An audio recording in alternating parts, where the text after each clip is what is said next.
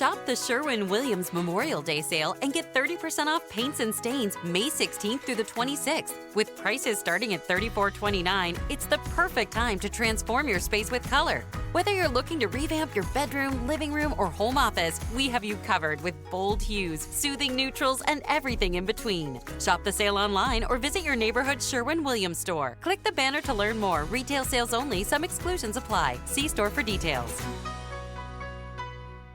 You're listening to Campus Killings, brought to you by AbJack Entertainment. Be sure to check out some of the other great true crime podcasts from this network, including The Murder in My Family, DNA ID, Zodiac Speaking, Scene of the Crime, Missing Persons, Beyond Bizarre True Crime, and Citizen Detective. All of these podcasts are available for you to binge on right now, wherever you listen to podcasts. Subscribe where you're listening to this podcast so you don't miss an episode.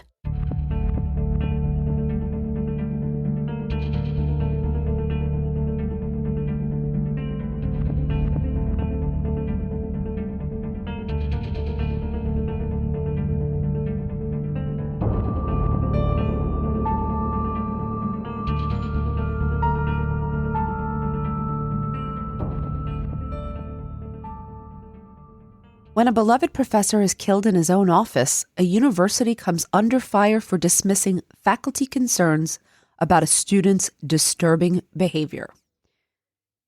Amy, today's episode really hits home for me because I think every professor has had a student at one point or not who's displayed some questionable behaviors. Would you agree? Yes, I've had many over the years. And I know that the degree of these behaviors can vary, but sometimes I think we are concerned for our own safety or about the safety of other students. And so I know that I've had to report behaviors in the past, and I've reported others just to be on the safe side. Over the last 10 years, I've had to do that several times. And so you hope that if you're concerned about a student, both for their well-being and your own, that administration takes these concerns seriously. That was unfortunately not the case for Dr. Thomas Meixner and other faculty at the University of Arizona. But before we get into Thomas's story, let's learn a little bit about the university. The city of Tucson, Arizona, was given a land grant in 1885 to build a university, 27 years before Arizona actually became a state. However, no one in Tucson was willing to sell their land to build a college, so the school didn't actually have a building to open to students until 1891. However, by 1924, the school had taken off and became nationally recognized by the Association of American Universities. The University of Arizona is known for being a Research One institution. I'm sure you know that well, Amy. Yes, we luckily do not work in a Research One because that is a lot of pressure. We have colleagues that work there, and I don't know if you recall me telling you this, but when I was a PhD student, we had an opportunity to spend a week down at University of Arizona. This is where I went to Tent City, run by Sheriff Joe Arpaio. And so I did have some experience on the campus. And that legacy began pretty early. In 1931, the university invented tree ring research and was one of the first schools to open a lab for dendrochronology. Do you know what dendrochronology is, Amy? I can't say I do. Well, this is the science of dating archaeological artifacts through the study of tree growth and environmental factors. So a Research One university is simply one that focuses primarily on research and publications, and they give professors more research time release, and they focus on publications and scholarly activity a little bit more than at traditional teaching schools. The University of Arizona is also the fourth most awarded university by NASA, who gave the school an enormous grant to build a lunar and planetary lab, which I think is pretty cool as well. In 1969, UA assisted NASA in the creation of a lunar map to help land the rocket ship Eagle for one of the U.S. moon landings. And most recently, in 2020, UA worked with NASA again on a mission to take an asteroid sample. So I think you can see that UA is the kind of institution that would attract very successful and bright faculty. Yes. And that was certainly the case for Thomas Meixner. The professor of hydrology first got his start in hydraulic sciences as a boy growing up in Maryland. He spent a lot of his early childhood playing in the rivers near his home and learning about gardening and plant life.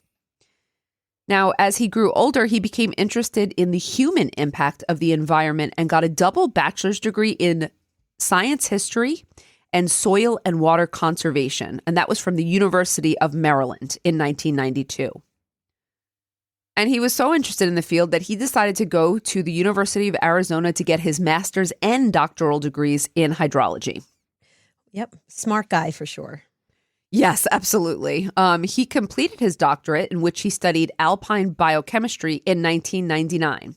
And right after that, well, we know what happens when you complete your doctorate usually. You either go to a research position or usually a teaching position. So Thomas Meixner began teaching as an assistant professor at the University of California from 1999 to 2004.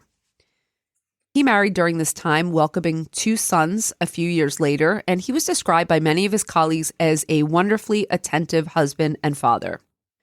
While living in the Southwest, Thomas became extremely interested in the water patterns of arid environments like California and Arizona, and he became an expert in understanding how water intersects biology and geology over desert landscapes, as well as where water sources come from in such arid places.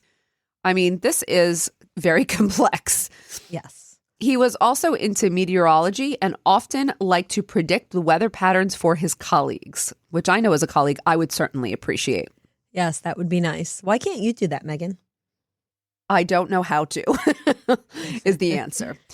Now, in 2005, he left the University of California to teach at his alma mater, and that would be the University of Arizona. 10 years later, he received his promotion to full professor, something I know that we are also both familiar with. And in 2019, he became the department chair for the Graduate Department of Hydrology and Atmospheric Sciences. Dr. Meixner was a favorite professor for many students, and he mentored countless master's and doctoral candidates throughout his time at UA. Little did he know, though, that one of these students would ultimately cause his demise. And now, a brief word from our sponsors.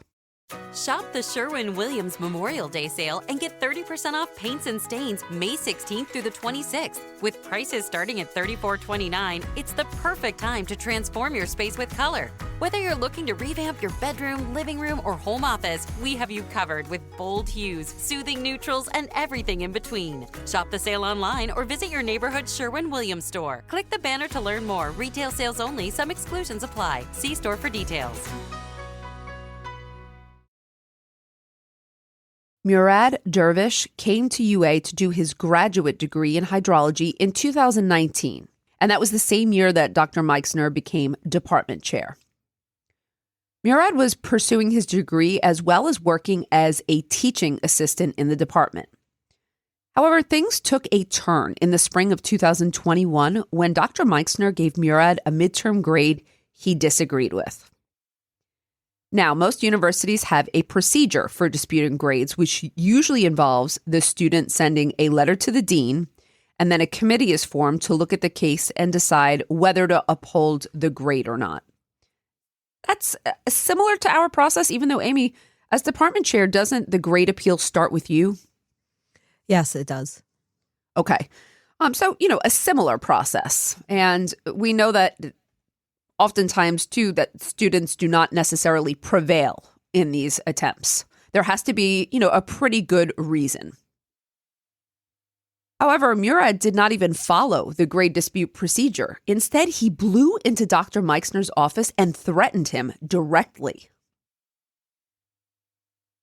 When Dr. Meixner refused to change the grade, Murad became excessively angry and continued to verbally and digitally harassed Dr. Meixner over 11 times in the course of 1 week. And this wouldn't be the end of Murad's unsettling behavior, because between November of 2021 and February of 2022, Murad's behavior became increasingly worrisome. And 4 faculty members, Amy, including Dr. Meixner and several staff members, filed reports with the Office of the General Counsel and the University of Arizona Police Department, stating that their lives and the lives of others were in jeopardy. That's that should be enough for major action. I mean, I've never filed this type of report. No, me neither. Okay, so according to these reports, Murad's harassment included verbalizing and emailing anti-Semitic and anti-Asian threats to minority faculty, as well as displaying violent behavior in offices over the midterm grade and verbally threatening staff members and other students.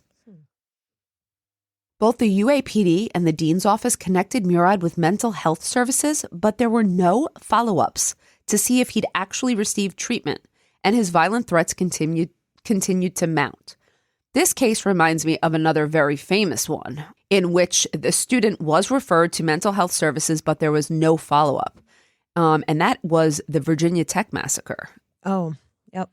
The student there, it was a very similar situation. So I was looking at this and getting kind of chills, big red flags here. Now, Murad was subsequently expelled from the university, and though he appealed this decision and went through an academic appeals court, he was ultimately banned from the university grounds in February of 2022. However, the campus exclusionary order was never served to him, as UAPD couldn't get Murad to come out of his house the 2 times they delivered it. And when they brought the case to Pima County prosecutors, they were told that there was not enough evidence to charge Murad with anything criminal. So I'm seeing a lot of cracks here. I'm seeing a lot of what happens, disconnect with the agencies. Well, we can't do this, refer it to another place, and then things fall through, right? Yep. So this kind of meant that his dismissal didn't stop his abuses. According to several faculty reports, he was still seen around campus, Amy, and he continued to harass the dean's administrators via email for the details of his expulsion hearing.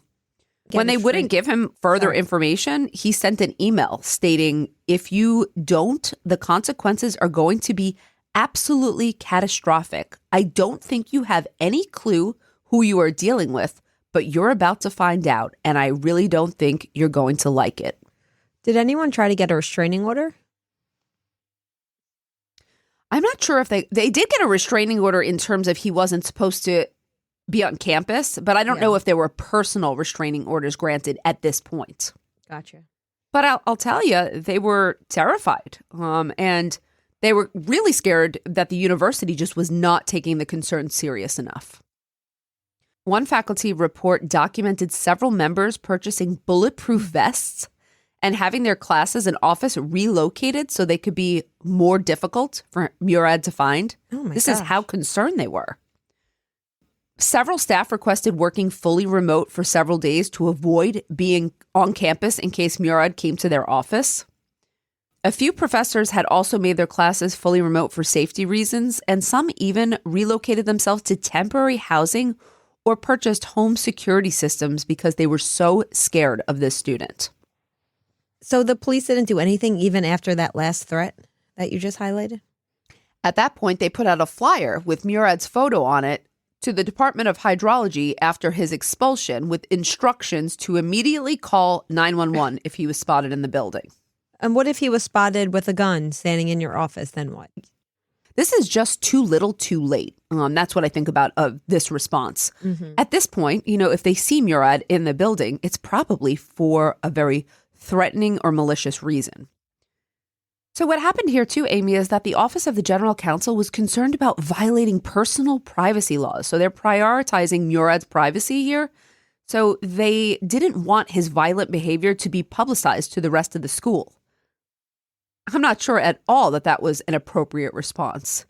In addition, though UAPD believed there was no indication that Murad intended to come back to campus, he'd been seen by faculty and students around the university after his expulsion.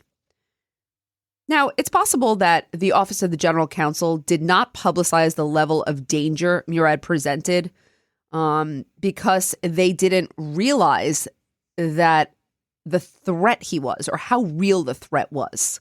It's pretty real to me. It sounds very significant to me as well. I'm just trying to give them the benefit of the doubt.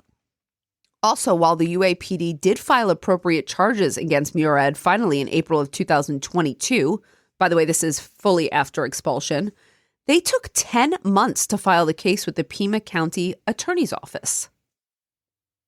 Little did they know what was about to happen due to this communication breakdown. On October 5th, 2022, around 2 p.m., one of the Hydrology Department staff members walked down the hall to Thomas Meixner's office to chat about a student's paper.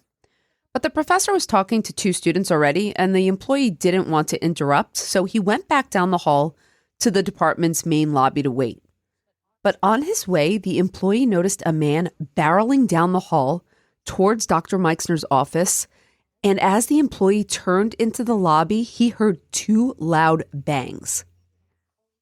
Only seconds later, Thomas Meixner flew into the lobby and tried to close the door as another man pushed his way through. As the man overpowered Dr. Meixner and got into the lobby, pointing a black handgun right at the professor's chest, the employee realized that this man was Murad Dervish. Yep. I could have predicted that in hindsight. It's so sad. And it's like your biggest fear, right? It is the biggest fear as a college professor, I would think. And before anyone could react, Murad shot Thomas Meixner in the chest twice, and Thomas fell to the ground. Murad then fired a 3rd time before running away. This last bullet grazed the employee's knee, and he also hit the ground. Now, the other staff in the lobby immediately called 911 and began administering first aid to Thomas and the employees as they waited for first responders to arrive. And Murad ran off at this point? Yes, he had just fled. Simultaneously to the employee seeking out Dr. Meixner around 2 p.m., 2 graduate students saw Murad Dervish walking the halls of the hydrology building. One later told the police that she was terrified of him as soon as she saw him, and she and her fellow student barricaded themselves in a professor's office before calling 911. It seems that the fear in this department among students and professors was widespread. Everyone seemed to really fear Murad. And everyone did exactly what they were supposed to do by reporting it in the appropriate channels. And that's such a frustrating part of this, but you're absolutely right. These students described seeing Murad wearing multiple layers of clothes and donning a face mask as he walked, as well as noticing that he was carrying a white plastic bag. But only 7 minutes after their initial call, UAPD received the call that Thomas Meixner had been shot. So they called ahead of time. According to the female staff member in the lobby at the time of the shooting, Thomas's last words to his assailant were, quote, "I knew you were going to do this." It's absolutely heartbreaking. We'll return after a brief word from our sponsors. First responders took Thomas to the Banner University Medical Center, but he was pronounced dead only 15 minutes later at 2:35 p.m. Law enforcement tracked Murad quickly, and within 3 hours, he'd been apprehended on the highway heading out of Arizona and towards Mexico. So he was fleeing. He didn't try to hide his face or anything, right? Everyone knew exactly who he was. They knew who he was, but they did say there was a face mask. I'm not sure if it covered his entire face or if they recognized, or if he put it on late, or if they just recognized him from clothing, a walk. You know, there are various ways that people can recognize others. But he was apprehended on the highway, and in the back of his car, they found 2 loaded handguns, 5 knives, 2 machetes, rounds of ammunition, 3 cell phones, a bag to block cell signals and prevent tracking, and a can of mace. All right, clearly a guy on a mission with a plan. A walking terror. Yeah. He was immediately arrested for the murder of Dr. Thomas Meixner. Murad confessed to the murder during his interview with detectives, along with saying spontaneous things like, "I wish I could start this day over, and there's a lot of evidence against me." He explained that he had shot Dr. Meixner because the chair had given him a bad grade and had been at the forefront of his dismissal from the university, citing, quote, I just felt so disrespected by the whole department. What's going on with this offender? What does his past look like? That's a great question here. And as the detectives began to look at this, wondering, could one academic grade cause someone to snap? They actually found a long history of violent behaviors and a criminal history. Murad's father, Murad Dervish, did several interviews during the media storm surrounding Thomas Meixner's murder. Dalgan recalled hearing about Murad's arrest and thinking, quote, it finally happened. He killed somebody. And said he felt like his son was always a ticking time bomb. We've heard this in other cases, and this is so frustrating because these things could be prevented. If you knew your son was a ticking time bomb, why were you just sitting idly by waiting for something to happen? Well, listen to this first. Okay. According to Dalgan, Murad had exhibited disturbing anger issues from a young age that he and Murad's mother had difficulty controlling. Born in 1976, Murad was diagnosed with Asperger's as a young child, but Dalgan explained that there weren't the therapies and medications in the 1980s that are available for autistic people today, which absolutely I would agree. And though they enrolled him in special schools and brought him to therapy when it became available, Murad refused to follow treatment plans, and he began abusing alcohol as a teenager, which then exacerbated violent outbursts. Okay. Dalgan said he found a suicide note in Murad's pocket when his son was 18, and they sent him to therapy again, but to little avail. During his undergraduate years at Penn State, Murad pulled a knife on a pizza man and threatened him, for which he spent a short stint in jail. A few years later, Amy, he attacked his own father in Dalgan's restaurant, throwing dishes and other cooking implements at Dalgan and hitting him in the back, for which Murad served a second short prison sentence. So after this, he was an adult, and Dalgan refused to take him in after he got out. He was simply afraid of him. Hearing what you said, the family did try to get him help. There's only so much you could do, unfortunately. Absolutely, and they really tried, to their credit. After this, Murad went to San Diego to live with his mother. Apparently, the two had divorced. And he ended up in this place having a neighbor take out a restraining order against him, as well as other protective orders that prohibited him from owning firearms. In addition, after only a few months in San Diego, Murad attempted to kill his mother in a violent outburst. She called the police, and he was put in jail a third time. So why do they keep putting him in jail? Why not send him to a forensic hospital? It sounds like he has some mental health issues. I would have to agree with you. I'm not sure if it was the timing or his mother, again, maybe he tried to kill his mother. We can speculate that she also didn't press charges or that, she said it wasn't as serious. You don't know what the actual charges were, what the complaint is. He might have been evaluated at the scene. And look, while he had a violent outburst before, maybe he's calm now and doesn't seem like there's anything wrong other than he's committed a crime and should be processed. Yes. It's hard to know what was going on during the time of arrest, but I think it's a great question.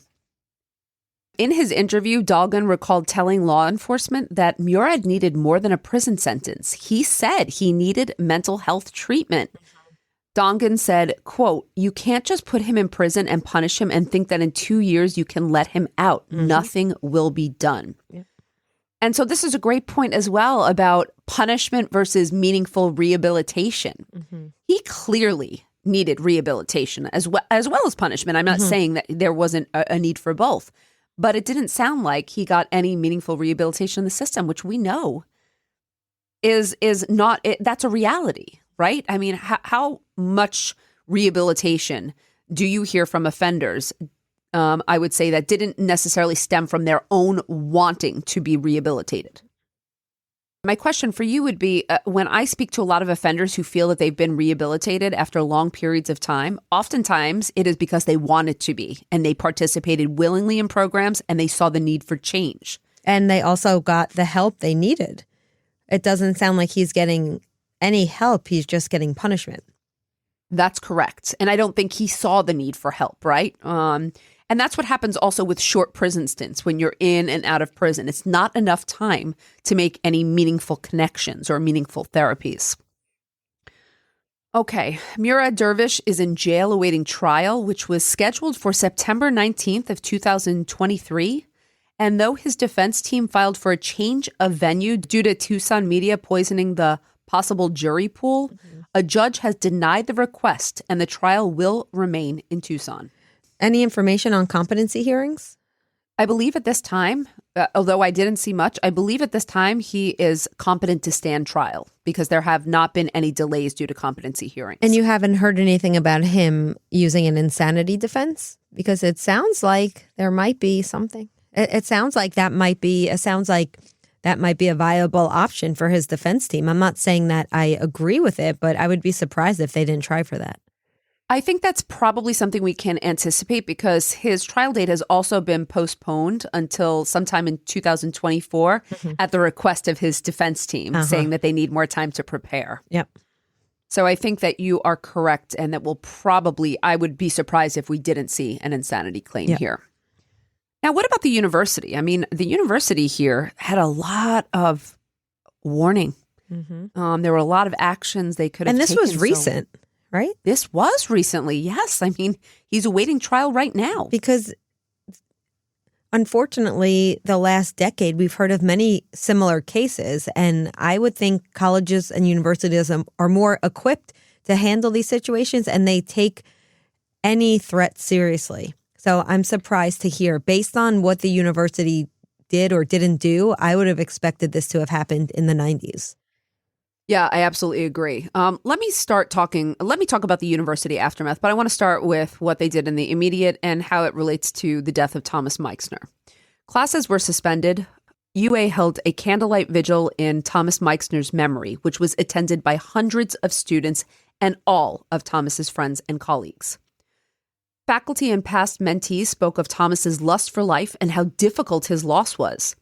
Some of the remarks, Amy, were really beautiful, so I'm just going to read a couple of them. He was very committed to the science, but at the same time, he was very engaged in the world, so the science got out past the ivory tower. He was connected to a lot of people in the region, did a lot of collaborative work. This was from a doctoral student who met weekly with Dr. Meixner for 6 years.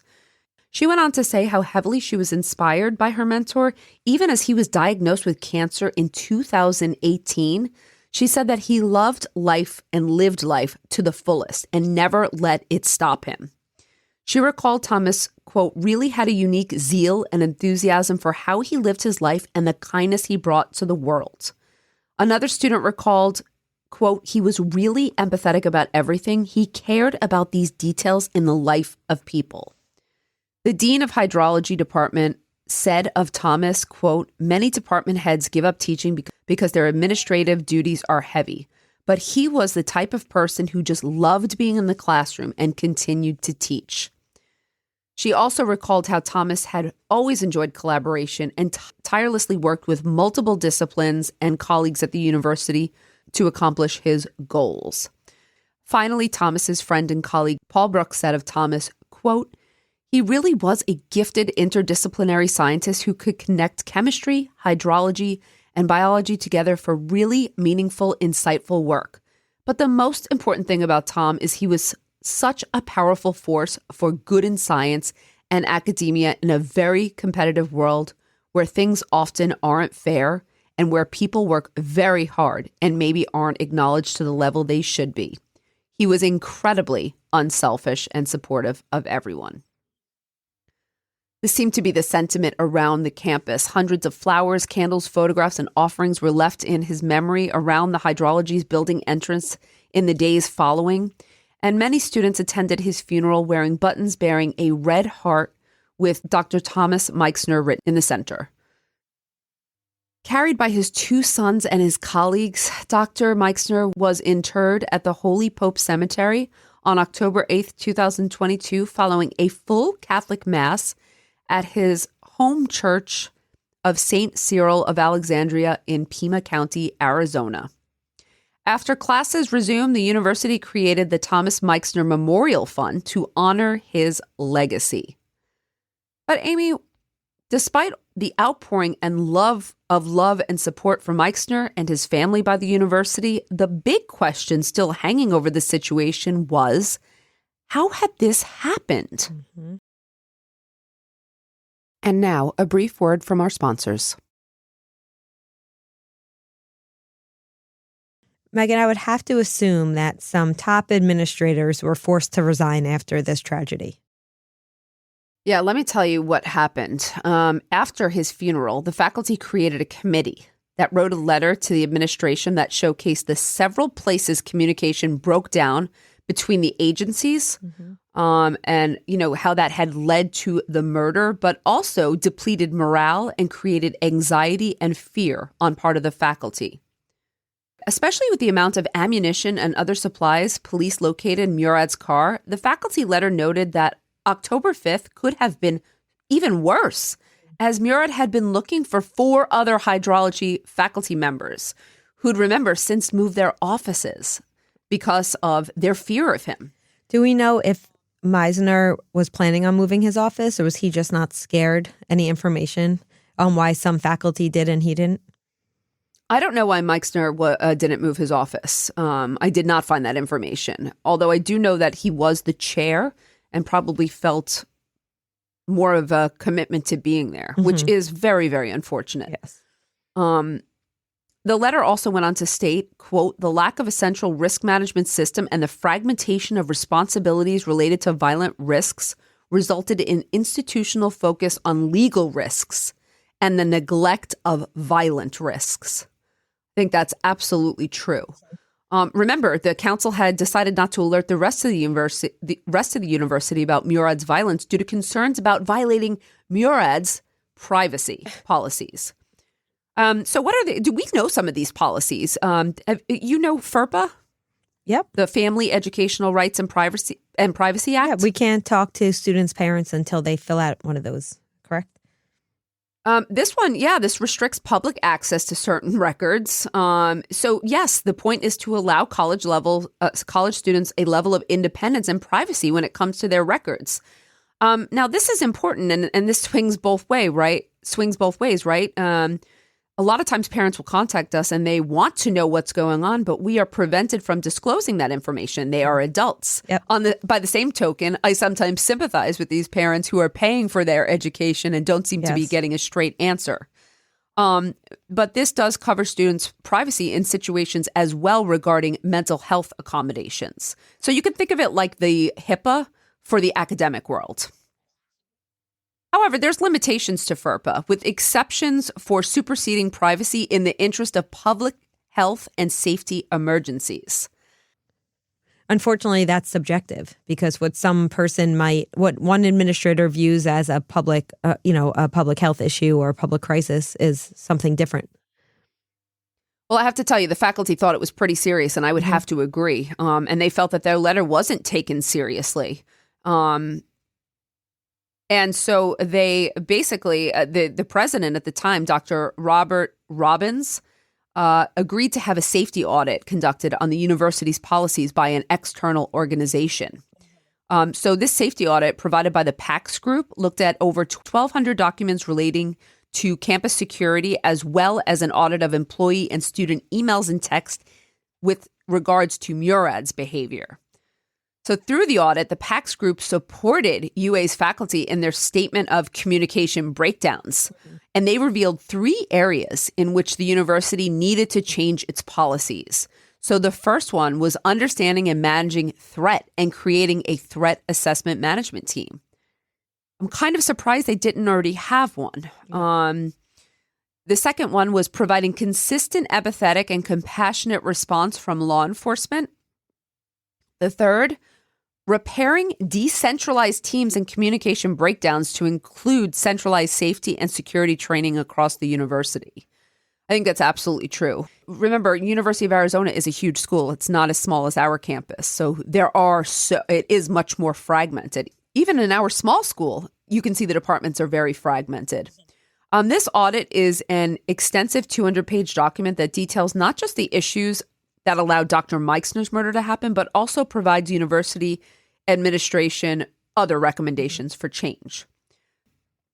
After the audit's publication, President Robbins made a public statement citing, quote, "As this report reveals, there were systemic issues across our university that should have been identified and corrected.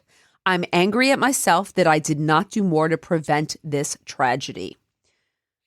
President Robbins also announced that the university would be immediately putting several of those recommendations into effect. And also, in addition to some of those recommendations, there would be installing combination code locks on all classrooms, automatically enrolling all students in the campus alert system, and implementing regular crisis response drills. Now, despite these changes and President Robbins personally apologizing to the faculty for not taking their concerns seriously, the UA Faculty Senate still submitted a vote of no confidence against UA's president, as they still believe administration had a combative, non-constructive response that ultimately resulted in the murder.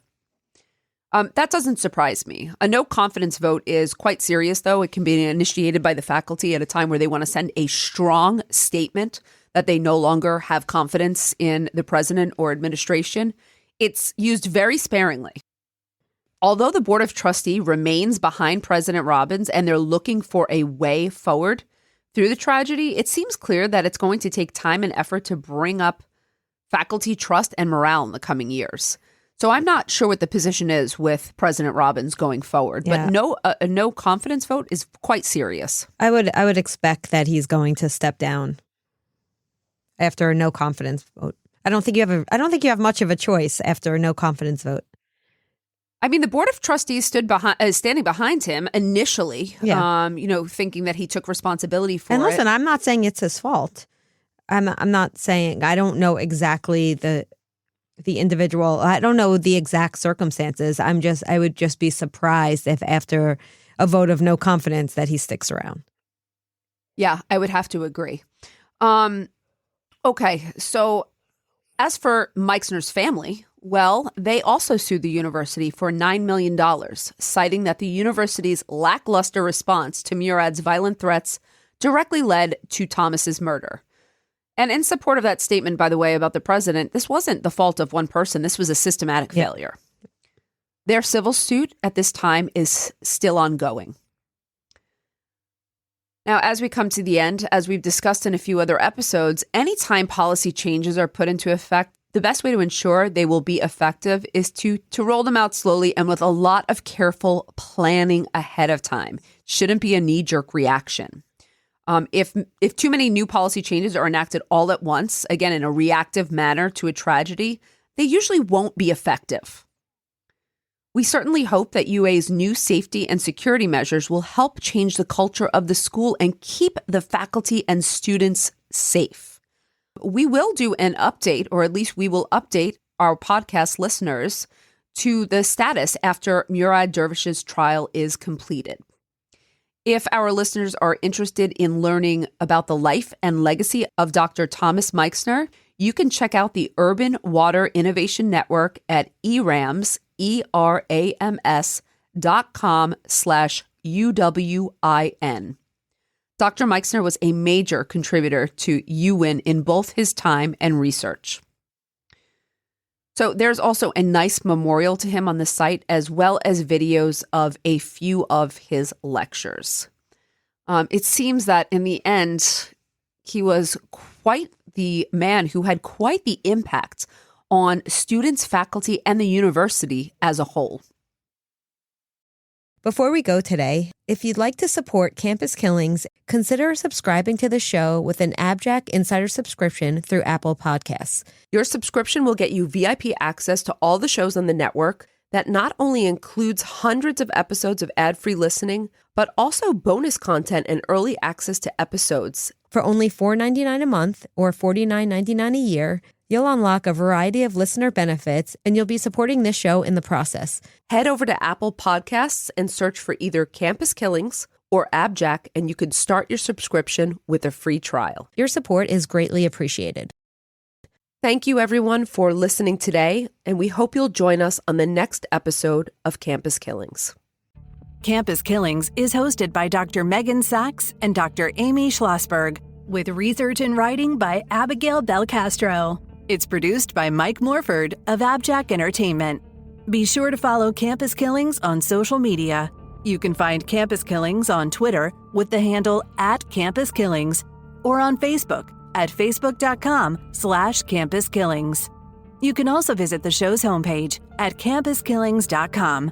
Be sure to tune in every other Saturday for new episodes of Campus Killings.